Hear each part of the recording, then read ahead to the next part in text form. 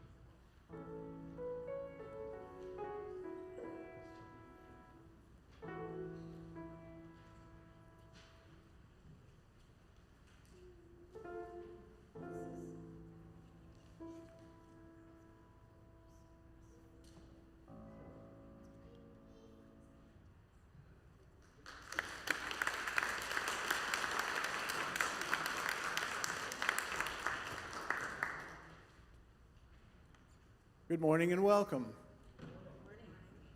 To all of you who are here in the sanctuary today, those who are watching us online, and those who will catch us later on. I'm John Murphy, pronouns he, him. Sonia Eisenhart, pronouns she, her, and I are serving as your worship associates for today's service. We're serving with Nancy Olson, Director of Congregational Life and Faith Formation, pronouns she, her, and Max Holbrook, who will be playing the guitar later on, and Liz Elsmore, who is on the piano. We're your worship team today for today's service. Reverend Katie, our senior minister, is away. She's actually in Washington, D.C., and she is there to support the East Coast Migrant Head Start Project as a part of the National Policy Committee. As many of you know, the East Coast Migrant Head Start program is housed right here in our RE wing. Our minister serving in this way helps us to deepen our relationship with the primary renter in our RE wing and our immigrant neighbors and the amazing families who are served through this powerful preschool program. We're also pleased to welcome Reverend Nell Newton, who will offer a story and a reflection for today's service by video. So Reverend Newton is a lifelong UU and a 2015 graduate of Meadville Lombard. That's a seminary that many of our UU ministers go to. She most recently served as assistant minister in San Antonio, Texas, and she currently lives in Austin with her husband. And she says in her bio that she tends a scraggly garden, 3 cats, and a flock of chickens. So take that for what it's worth. People of all ages are joyfully welcomed in the service. Nursery care is available if that works best for you. And I'm inviting each one of us to complete a connection card. This card's a great way for us to know if you like support, need assistance, or have new contact information, or have an interest, comment, or question. And you can put it in the offering basket as it's passed around later on. So I have a couple of 3 things I'd like to mention that are going on here at All Souls. First of all, thanks to everyone who participated in helping out with Dorothy Huffman's memorial service yesterday. Many of you, of course, can't possibly know that Dottie Huffman was our organist and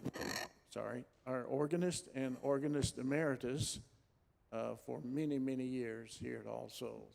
And it was a moving memorial service for her yesterday, and thanks to everyone. So, we have a Spring Fest upcoming, and we're continuing to accept donations of candy and stickers for our egg hunt, which will be Saturday, April 19th.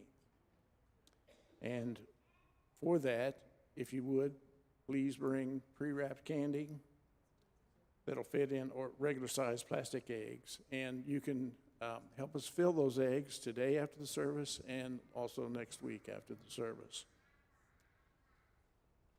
Now, next week after the service, there's going to be a town hall after the worship service to get an update on the capital campaign. And there'll be information about the timeline. And you're invited to bring any ideas you might have about things that ought to be included in the capital campaign, improvements to the building or the grounds or other things that you feel like are worth our attention.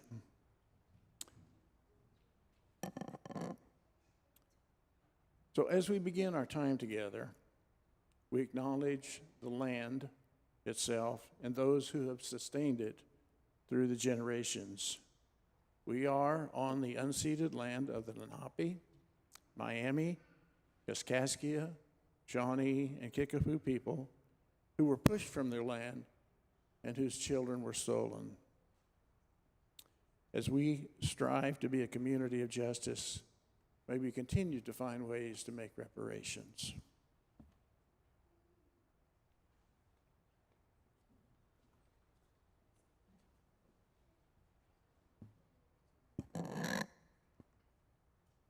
The words of Sue Ludwig. I'm in search of my life, not the one I was dealt, but the one that I want to have. Not the one repeatedly stomped in the ground, popping up where I'd least expect it, but the one where I wake up each morning excited to be on the path, blooming with maybe nothing I expected, but everything that I wished for. I have unearthed and tilled and reseeded the dead areas. I'm beginning to see sprouts, little growing green life pushing against gravity, weight of the earth to find light. They are in search of life. They know more than I.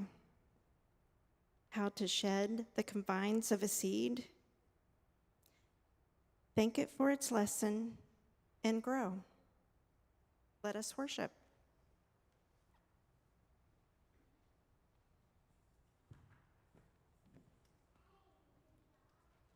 Thank you, Sonia. Well, today we have Arthur Elsmore and his father Jay will be lighting the chalice. Oh, Colin's going to help too. It's a special day for Arthur. Arthur, do you mind coming right here and just showing people your T-shirt? Would you mind doing that? Your dad will hold you up. It's a special birthday. We got an extra present for his birthday and we opened it early so we could put it out. Oh, perfect. He's going to light our chalice today. This ritual of lighting our chalice, it reminds us to continually renew our promise, to live into our covenant, to put love and justice, and to live out this community of love and justice that we aim to be. If you would please rise in body or spirit as we share the words that are printed in your order of celebration. They're in Spanish and English. If you're with us online, we'd like to know where you are lighting your chalice from. It's fun to know. And we will say the words in Spanish first. El amor es el espíritu de esta iglesia y el servicio es su ley. Vivir juntos en paz, buscar la verdad en el amor y ayudarnos unos a otros. Este es nuestro pacto. Love is the spirit of this church, and service is its law, to dwell together in peace, to seek the truth in love, and to help one another. This is our covenant. And if you would please stay standing while we sing number 1017. It's in the teal hymnal, Building a New Way.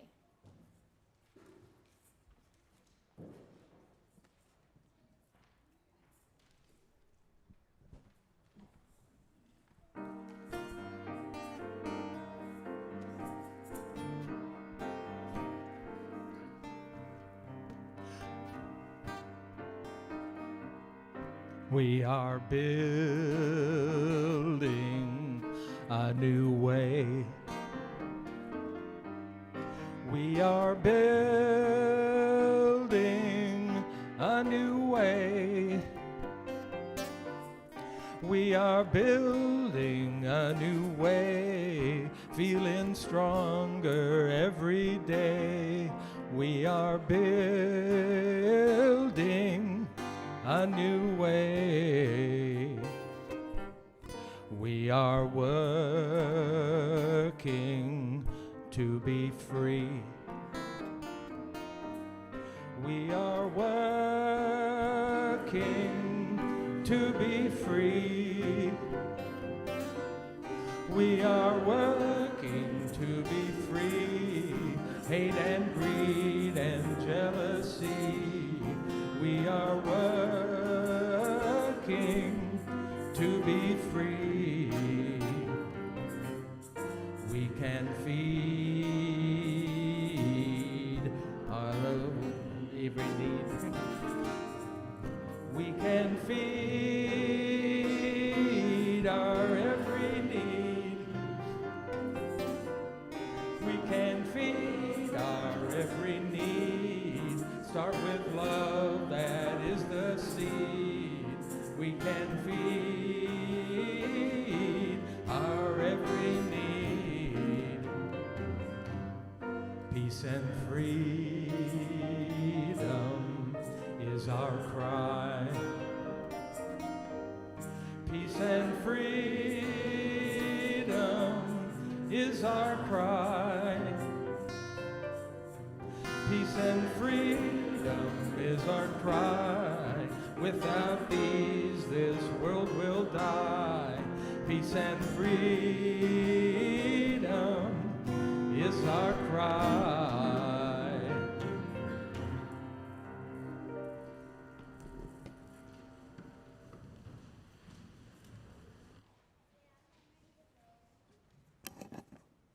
So please sit back and enjoy this little story by Reverend Nell Newton, who I introduced to you earlier.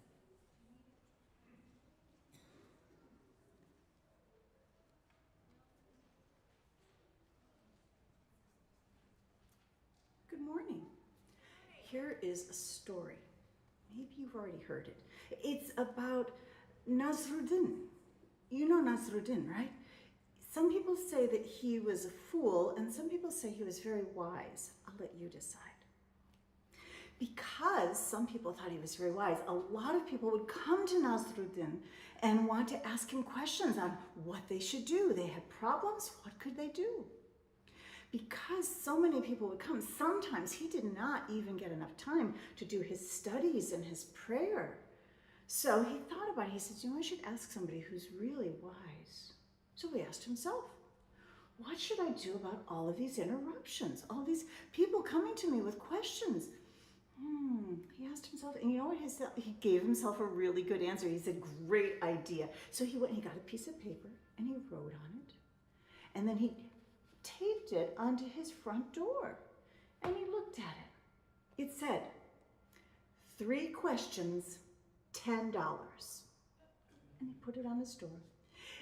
Sure enough, no sooner than he'd gone inside and he started to eat some soup, mid-slurp, there's a wild knocking on his door. He goes to his door and there's a man standing there. The man is all in a tizzy. He's saying, Nasruddin, you have to help me. I have a terrible problem. I have so many questions for you. Nasruddin points to the sign on his door. 3 questions, $10. The man looks at his sign. He starts reaching for his wallet. He says, 3 questions for $10? That seems a little high, don't you think? Nasruddin takes the $10. He says, no, I don't think so. What are your next 2 questions? The man stops for him and he says, well, okay, I have this terrible problem. It's a terrible problem. Nasruddin says, oh my goodness, tell me more. He says, I love roses. I love roses. I love their beautiful blooms. I love their deep, glossy green leaves. I love their brave little thorns. I love roses. Nasruddin says, that doesn't sound like a terrible problem. He says, I know, but I can't grow roses. I try planting the roses, and I water the roses, and I feed the roses, and everything goes wrong. The leaves get black spots, and they fall off, and then the bugs get on the beautiful flower blooms. I love roses, but I can't grow roses. I tried everything, and to top it all off, all I get are dandelions, and I hate dandelions. What should I do? Nasruddin thinks about it. He says, okay, so let me get this straight. You love roses. Yes, I love roses. But you can't grow the roses. No, I can't grow the roses. And you hate dandelions. I hate dandelions. But you can grow dandelions. Oh, they grow all over the place. Nasruddin thinks, and then he finally says, have you tried loving dandelions? The man is horrified. Loving dandelions? That is the most ridiculous suggestion I've ever heard. I can't believe you wasted my time like that. And the man storms off. Nasruddin shuts his door and he eats his soup. Now, I'm going to tell you, that sign on his door really did cut down on some of the sillier interruptions. But once again, Nasruddin was getting ready to sit down and to study about 2 weeks later, and he recognizes that knocking. He goes to the door. Sure enough, the man is there. He is now suffused in joy. Oh, Nasruddin, I don't have any questions for you today. I only have gratitude. I have so much thank you. Thank you. You are so wise. You are so kind. Nasruddin's trying to remember now. Let's see. Yes. Oh, you love the roses. Yes, I love roses. And you hated the dandelions. He says, I know, but I went home. I looked at the dandelions. And I started to really look at them, and I noticed their sunny little faces, and if you get close, you can smell, they smell beautiful. And the bees love them. They love them more than they love the roses. And their beautiful dark green leaves. Did you know that you can eat the leaves if you pick them young? I want to tell you, I love the dandelions, the roses, whatever. Poof, poof. Thank you. Thank you, Nasruddin. You have made me see the dandelions, and they are so beautiful. Thank you. And with that, the man frolics off, and Nasruddin goes off to study. Have you ever looked at a dandelion? Have you ever gotten close to smell their beautiful perfume? Have you ever watched a bumblebee inside a dandelion flower, or blown on the seeds? You know that dandelions will grow in places that nothing else wants to grow. That's why you see them in bare and desolate areas. They are the brave ones, and they are deserving of our love. Hope you enjoy the story.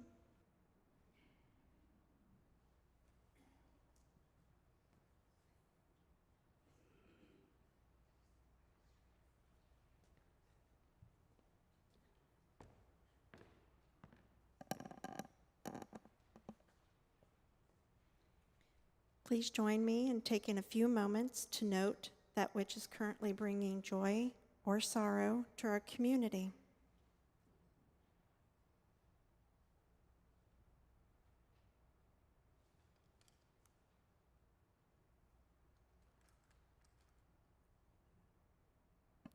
Thank you.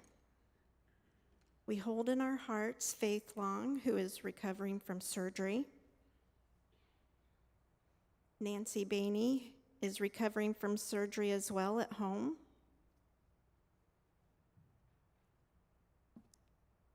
As Nazarene Khan recovers at home, we invite you to contribute to the ministry's discretionary fund in her name. Funds will be shared with Nazarene to support her recovery in this time of crisis. Let us keep in our hearts those that were affected by this week's tornadoes and floods. And as a community, let's collectively hold space for those who are struggling just in general. And may we feel lifted. Let's hold a moment in silence together for the joys and sorrows in our hearts that are yet unnamed.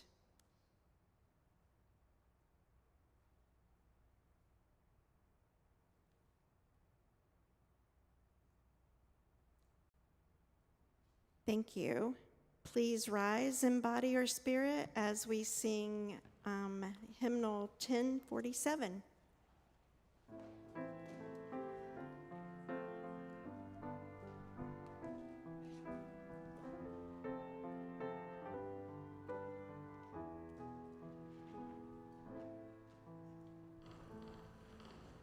Nada deturbe, nada te spante, qui nada osene, nada le falta, nada deturbe, nada te spante, solo Dios basta. Nothing can trouble, nothing can frighten. Those that seek God shall never go wanting. Nothing can trouble, nothing can frighten. God alone fills us.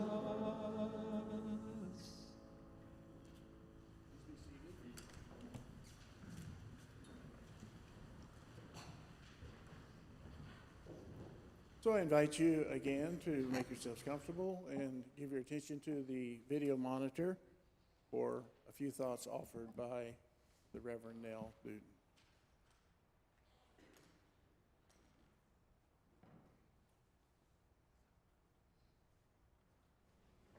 I'm Reverend Nell Newton. I use she, her pronouns, and I bring you greetings from deep in the heart of Texas.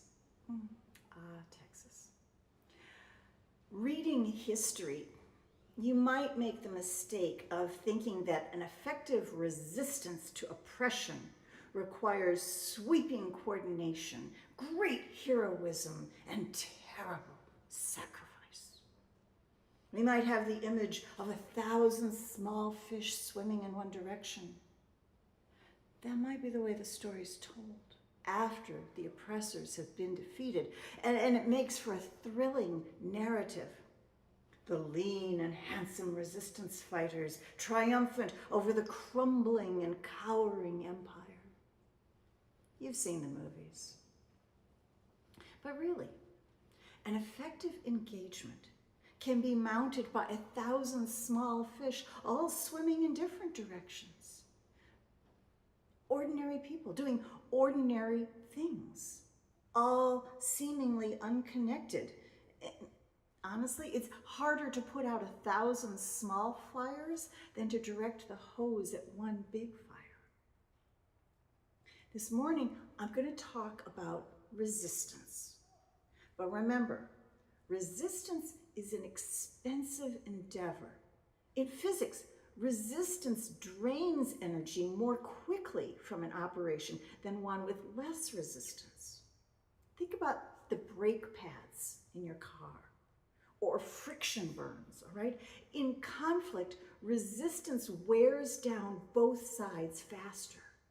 So be very wary of anyone who tosses out the word resistance without also including rest and recuperation and joy.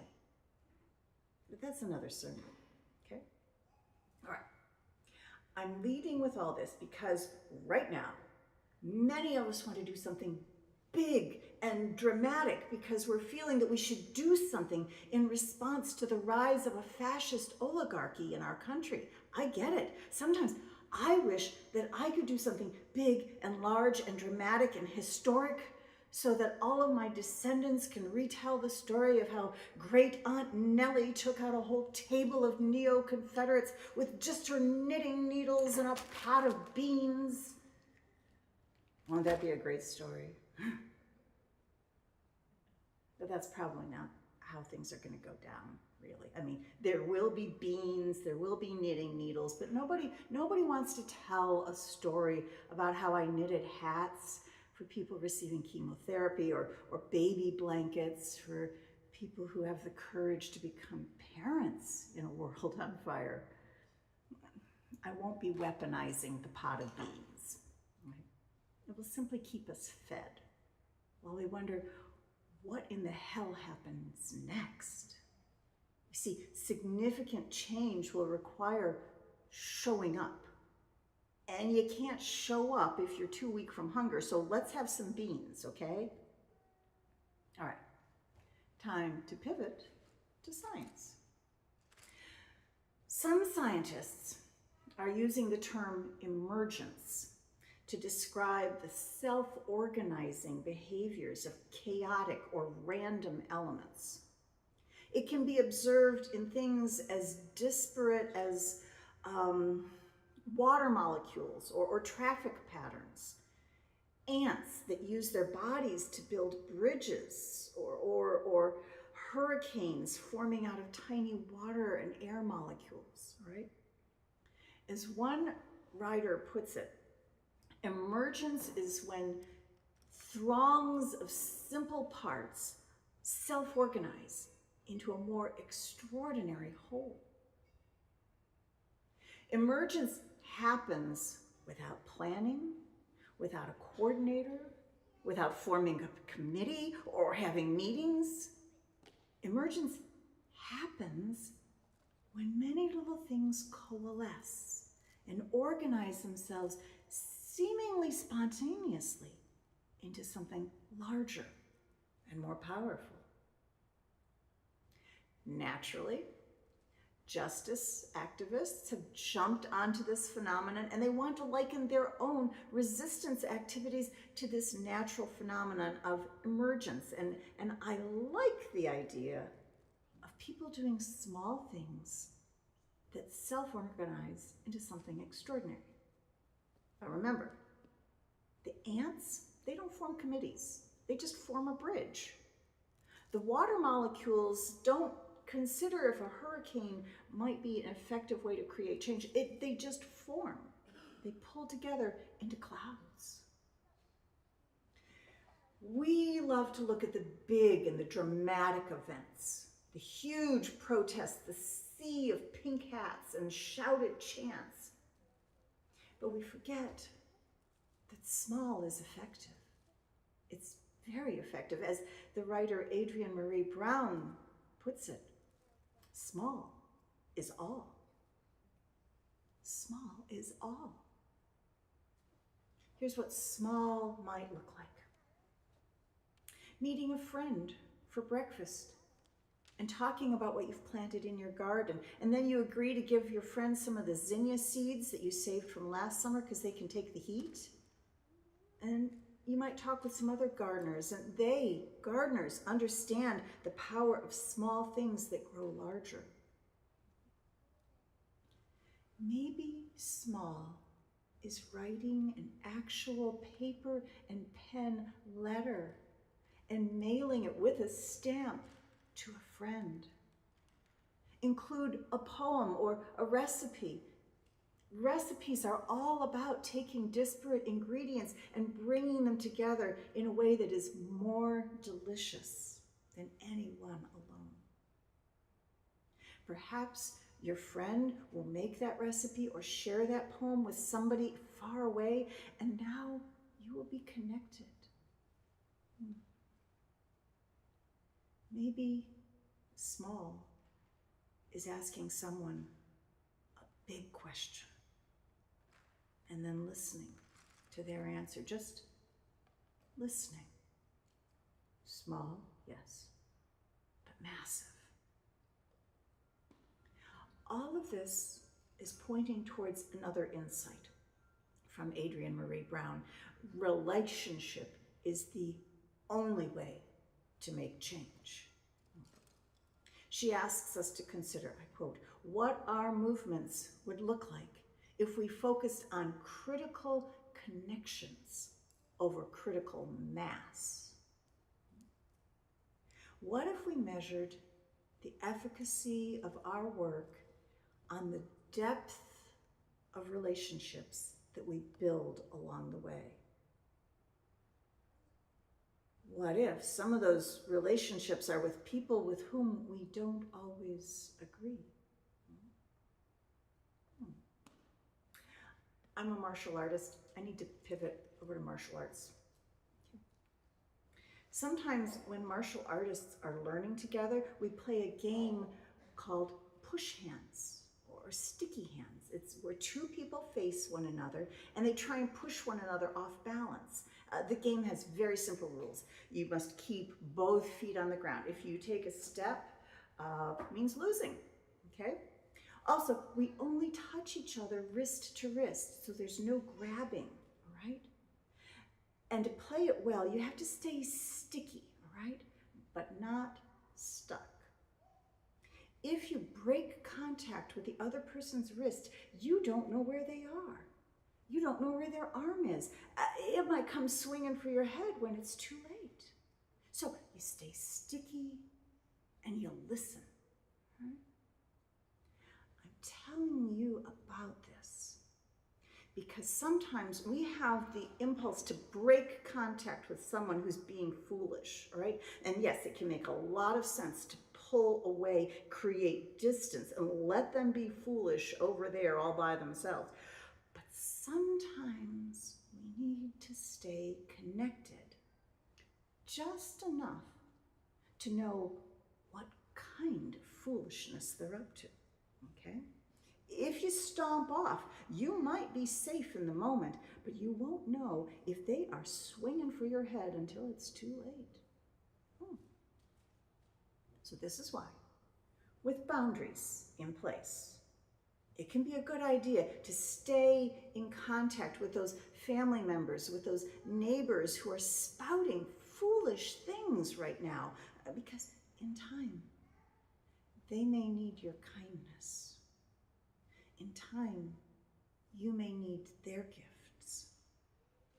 This is part of creating critical connections over critical mass. Staying connected is critical. Let's get back to beans and knitting. Okay.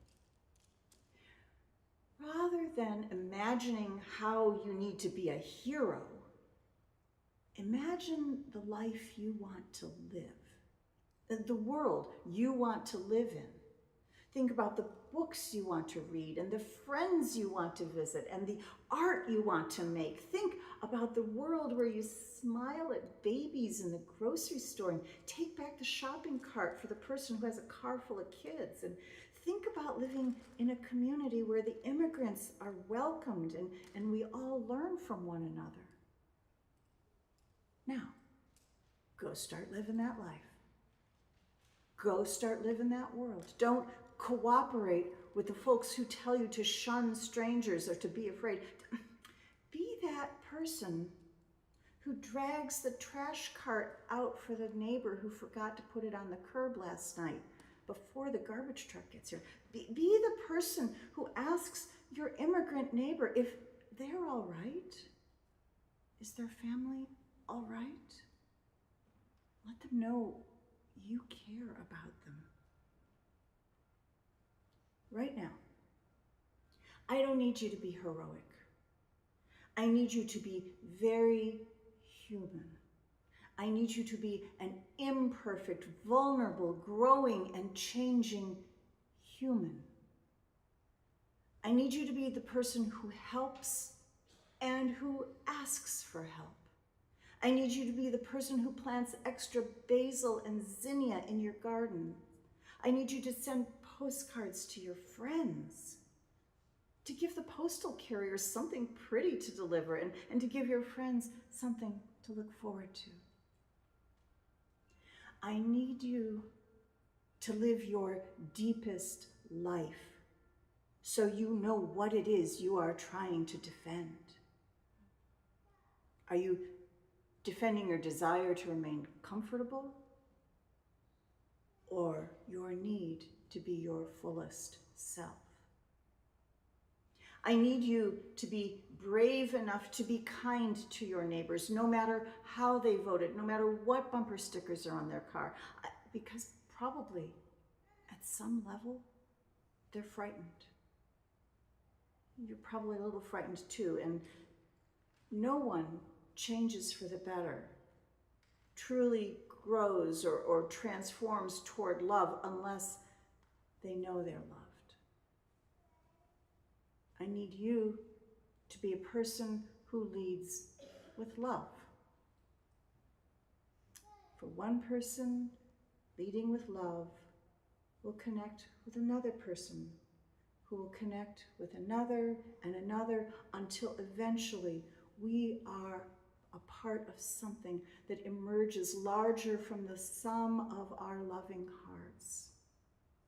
A courageous love that holds us together, stays sticky, asks big questions, and changes everything it touches. This is how we will all win. This is how we will all make it together. May it be so. Blessed be. Amen.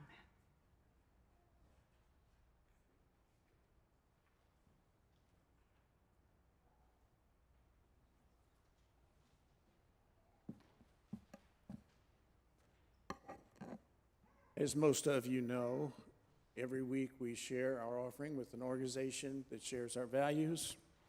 And this week we are sharing our offering plate with the Black Church Coalition. This is an Indianapolis nonprofit organization that addresses racial injustice and policing issues. The Black Church Coalition works in partnership with Live Free USA, working to reduce gun violence and mass incarceration. So to contribute, you can place a cash or check in the collection plate. And if online, you can go to our website, allsoulsindy.org, where you'll find a link that says Give to All Souls here. So if you please indicate whether or not your payment is a pledge so that we know to differentiate it from splitting the offering. Thank you for your generosity in supporting the mission of All Souls and for your continue to love one another and for this world. Morning offering will now be gratefully received.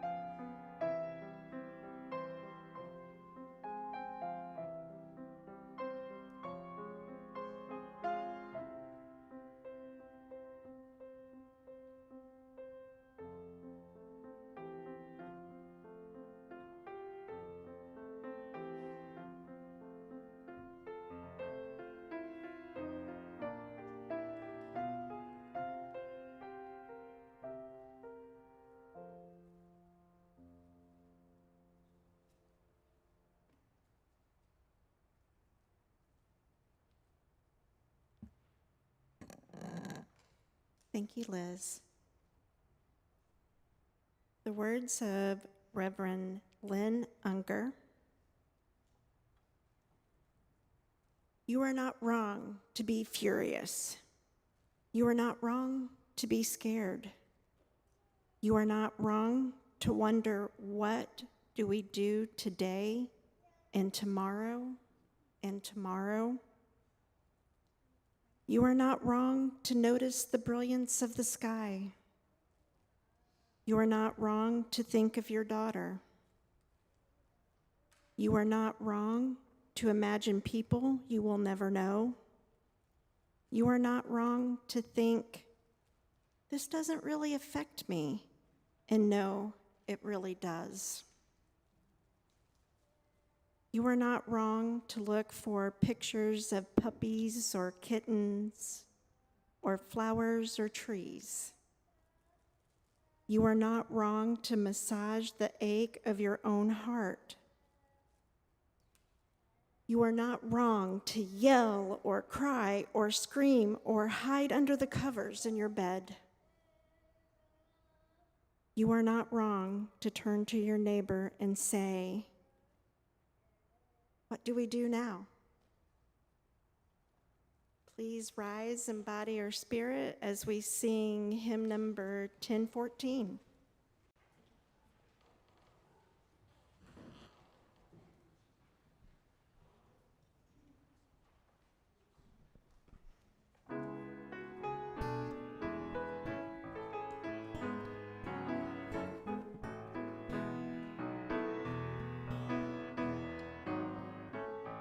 The promise of the Spirit, faith, hope, and love abide, and every soul is blessed and made whole. The truth in our hearts is our guide. We are answering the call of love. Hands joined together as hearts beat as one. Emboldened by faith, we dare to proclaim we are answering the call of love. Sometimes we build a barrier to keep love tightly bound, corrupted by fear, unwilling to hear, denying the beauty we found. We are answering the call of love. Hands joined together as hearts beat as one. Emboldened by faith, we dare to proclaim we are answering the call of love. A bright new day is dawning, when love will not divide.